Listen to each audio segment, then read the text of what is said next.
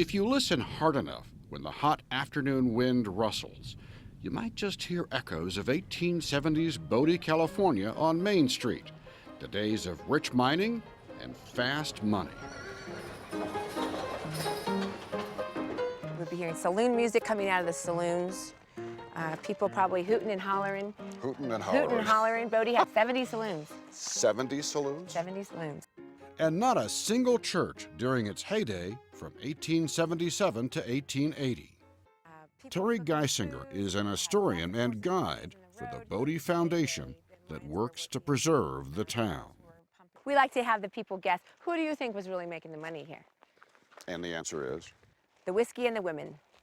The girls here in Bodie were making in a week what a miner was making in a month. And in those few boom years, Bodie was one of California's biggest towns with a population of some 10,000, a rival to Los Angeles and San Francisco. 2,000 buildings, 200 restaurants that often stayed open 24/7, just like the Hillside Mine did, working a load of gold. And then, as fast as Bodie grew, when the gold played out, Bodie died. There's a lot that's here. This is the largest unrestored ghost town in the country. Unlike so many Wild West towns that have disappeared throughout the years, Bodie, now a National Historic Landmark, still stands, or maybe we should say, leans. I'm amazed at how everything is just like still here. I mean, there's still like cue sticks on the table. Well, for the benefit of the folks that come today, as they peer through the windows, they're really peering through the past.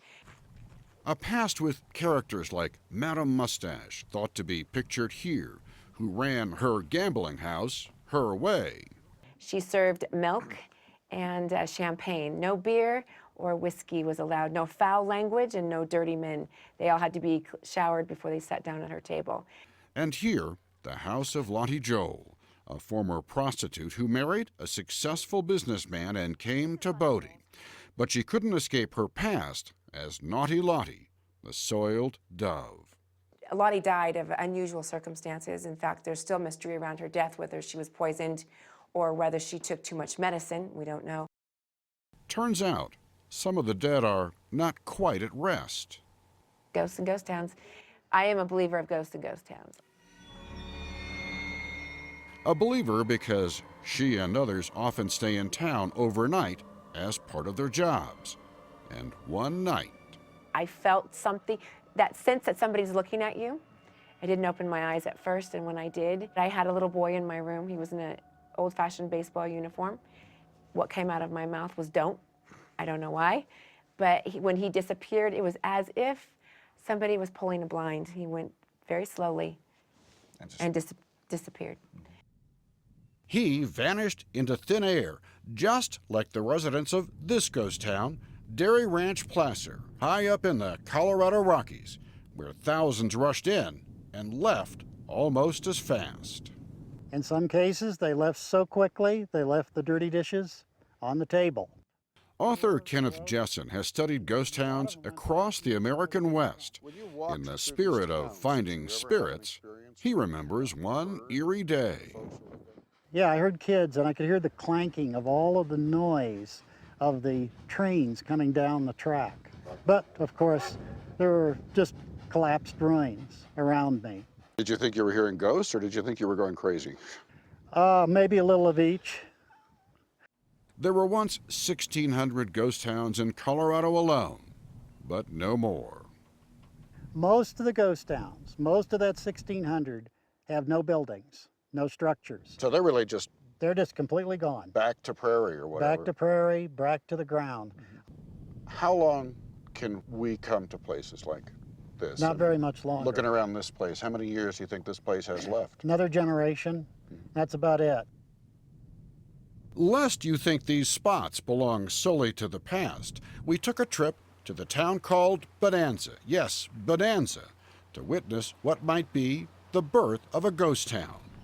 Colorado officials are deciding whether to revoke Bonanza's status and declare the town abandoned. In fact, over the past 10 years, 43 other Colorado towns have met a similar fate. What's left? Not much, just the old post office, the old jail, the schoolhouse. Today, Bonanza has a population of just one, Mark Perkovich, and it is far from its glory days. The big empty lot, there was a big hotel here. One of them was called the Cannon House. And I've seen advertisements in it for fresh oysters at that place. Fresh oysters? That's what it says. In the middle of the Colorado mountains? Yeah. The area has a few summer residents, but in the winter, Mark is pretty much alone. Or is he? Sometimes you do kind of get that feeling when you walk through here. It occurs to me in the wintertime when I'm not going to see anyone, and I'm walking through town and the wind's blowing. No, I get a sense of some lingering thing here. Back in Bodie, there's one more important stop in the hunt for ghosts in ghost towns, the morgue. The baby coffins had windows, so a mother could see her child's face as the body was lowered into the grave. And for adults, Legend has it that when you died in Bodie, they broke your legs to kind of bend you to fit in the caskets. Terry Geisinger. They were saving wood for the caskets, and they were also, if the ground was frozen, they didn't have to dig a bigger hole. So they, ouch. I think so too. Today we look back and marvel at how those days were so hard. But maybe those who lived and loved and turned barren landscapes into boom towns, maybe they just can't let go. Maybe they're hanging around to help protect it. Maybe they enjoyed themselves so much that they're enjoying us now, looking back into the windows of time.